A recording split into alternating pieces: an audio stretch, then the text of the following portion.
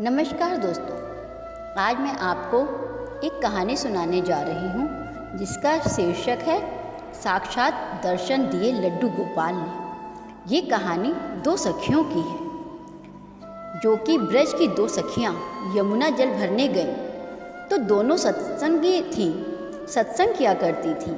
आपस में दोनों बातें करने लगी और कहने लगी कि हमने कन्हैया की कथा तो बहुत सुनी हुई है, लेकिन कन्हैया को कभी देखा नहीं है। दूसरी बोली, कन्हैया पता है कहाँ रहते हैं? तो वो बोली, कहाँ रहते हैं? संतन के पास रहते हैं। कन्हैया, अच्छा, संतन के पास? तो वो बोली, हाँ, झोली में रहते हैं उनकी, उसमें रहते हैं कन्हैया। अच्छा, कब मिलेंगे हमें, कब दर्शन देंगे? झोली से निकलकर तभी वहाँ पर एक संत जी आ जाते हैं और यमुना किनारे अपनी झोली उतारकर कमंडल और सब सामान वहाँ पर रखकर वो स्वयं यमुना में स्नान करने चले जाते हैं। अब दोनों सखी बोली, इनकी झोली में जरूर कन्हैया जी होंगे। हाँ, कन्हैया जी जरूर बैठे होंगे, चलकर दर्शन करते हैं। बोली, कहीं संत निकल कर नहीं आ जाएं। बोले, जितने में संत निकल कर के आएंगे उतने में तो हम देख कर के भाग जाएंगी। अब संत की झोली खोली, झोली में खूब सारे ग्रंथ निकले, आदि सब सामान निकला। नन्ही सी डिब्बी निकली, डिब्बी में एक कपड़ा था, कपड़ा हटाया तो उसमें नन्हे से लड्डू गोपाल निकले। अब तो सखियाँ दोनों आपस में देख रही थीं। देखो, ये हैं गोपाल जी, बैठे हैं ना कन्हैया। आओ बहने, कितने सुंदर लग रहे हैं कन्हैया जी। नन्हे से गोपाल जी माखन लिए बैठे हैं, लड्डू गोपाल जी बैठे हैं। सुन, डिब्बे में बैठे हैं, जल्दी से बाहर निकाल। तो दूसरी सखी बोली, देखो कन्हैया, डिब्बे में बैठे बैठे उनके हाथ पांव कैसे सिकुड़ गए हैं। अब लड्डू गोपाल के हाथ पैर तो ऐसे ही रहते हैं, लेकिन गोपी का भाव कैसा देख, हाथ पैर डिब्बे में बैठे बैठे सिकुड़ गए हैं इनके। चल, मेरे पास मक्खन रखा है, मक्खन से इनकी मालिश करते हैं, इनके हाथ पैर को सीधा कर देते हैं।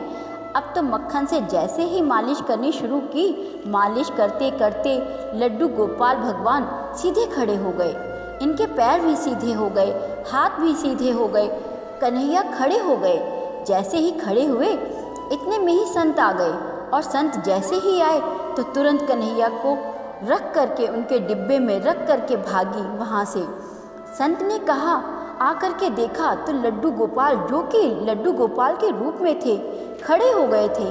संत ने कहा, अब अगर वह रुकती तो उन्हें मैं प्रणाम करता, वो तो चली गई।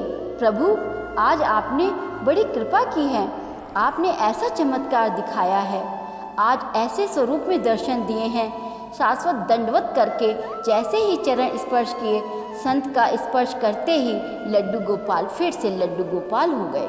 संत के नेत्रों में आंसू बहने लगे।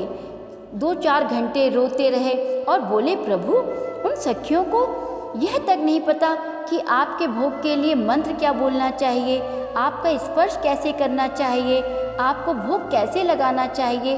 ऐसे अबोध उन सखियों के भाव से आप सीधे हो गए, और मैं, जिसने आपकी प्राप्ति के लिए घर छोड़ा, परिवार छोड़ा, सब कुछ छोड़ करके सन्यासी बन गया, मेरे स्पर्श करते ही आप फिर से लड्डू गोपाल बन गए।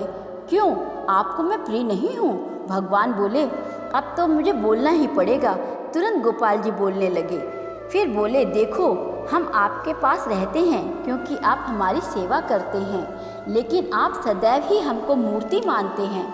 उन सखियों ने हमको मूर्ति नहीं माना, इसीलिए हम खड़े हो गए। ये मूर्ति भाव अपने हृदय से निकाल दो, हम सदैव आपसे भी बातें करेंगे। भागवत में आदि ग्रंथों में कितनी जगह यह कहा गया है, अपने घर में अविराजित अपने लड्डू गोपाल को कभी मूर्ति नहीं समझना चाहिए। वो साक्षात ठाकुर जी हैं, साक्षात कन्हैया जी हैं। राधे राधे, जय श्री कृष्ण।